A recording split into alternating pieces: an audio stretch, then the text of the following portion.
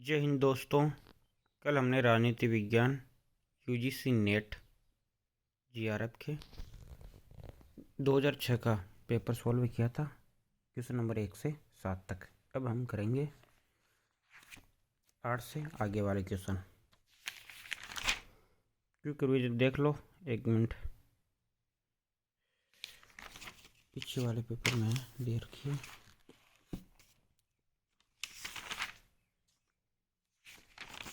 Question number 8,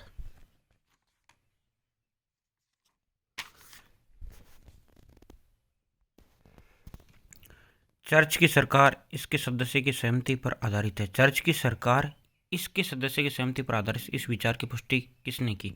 church के बारे में,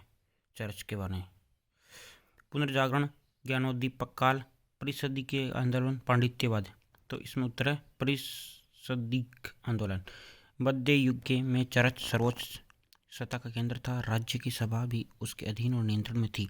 चर्च की सरकार इसके सदस्यों की सहमति पर आधारित है। इस विचार की पुष्टि परिषदीय आंदोलन की प्रतिपादक मोर्सिलियो दा पेडुला है। Question number 9, अभिकथन। हेगल के अनुसार वर्तमान ऐतिहासिक विकास क्रम में केवल संवैधानिक राजतंत्र की विवेकपूर्ण शासन प्रणाली है।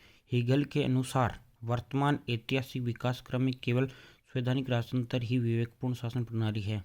कारण, परंतु जर्मन स्वभाव के लिए निरंकुश राजतंत्र ही एकमात्र अनुकूलन व्यवस्था है। इसमें क्या है, ये अभिकथन है, इसका थोड़ा ध्यान रखना पड़ता है हमें। कथन ए तथा कारण आर दोनों सही है और आर एक की सही व्याख्या।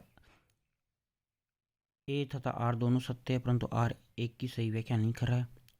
और सी में क्या है, ए सही है परंतु आर गलत है। डी में क्या है, ए गलत है परंतु आर सही है। तो इसमें बी है। देखो, कथन, अभिकथन ए और आर दोनों सही है पर व्याख्या नहीं कर रहे हैं।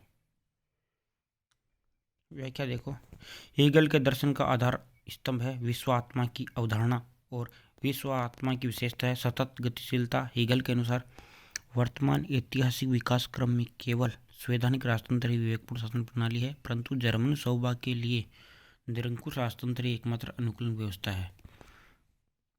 हेगल ने बोला ये। क्वेश्चन नंबर 10, ये किसने कहा कि कौन, क्या, कब तथा कैसे प्राप्त करता है ये राजनीति का विषय है?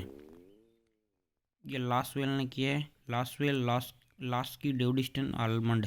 तो इसमें लास्वेल उत्तर है। इनकी पुस्तक भी है, व्याख्या देखो।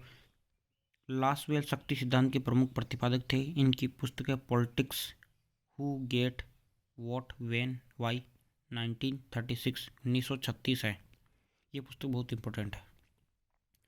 क्वेश्चन 11, संवैधानिकवाद की पश्चिमी अवधारणा की मुख्य विशेषता क्या है?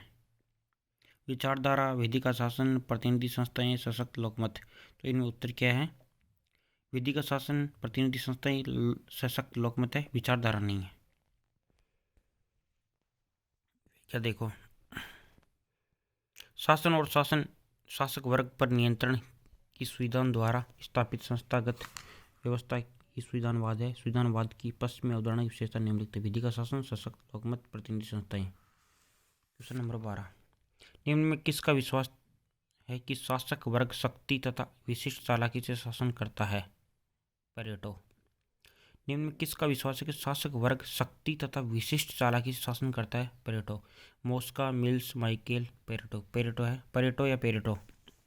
व्याख्या, पेरेटो का ये मानना है कि शासक वर्ग शक्ति तथा विशिष्ट चालाकी से शासन करता है। अभिजन सिद्धांत की धारणा विभिन्न व्यक्तियों की क्षमताओं में असमानता पर आधारित है। पेरेटो के अनुसार वे व्यक्ति जो अपने कार्य क्षेत्र के अंतर्गत सबसे अधिक उच्च श्रेणी पर है वे अभिजन है। पेरेटो बोलता है ये बात।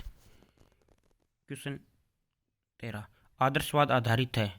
आदर्शवाद किस पर आधारित है?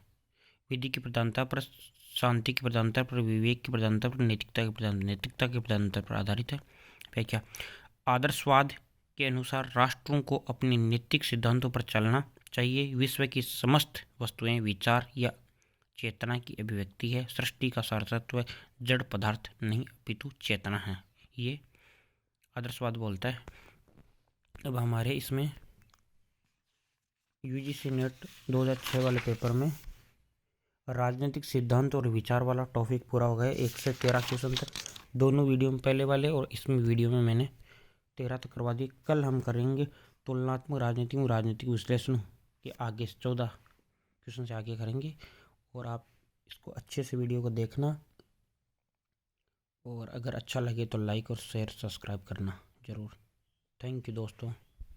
जय हिंद, जय भारत।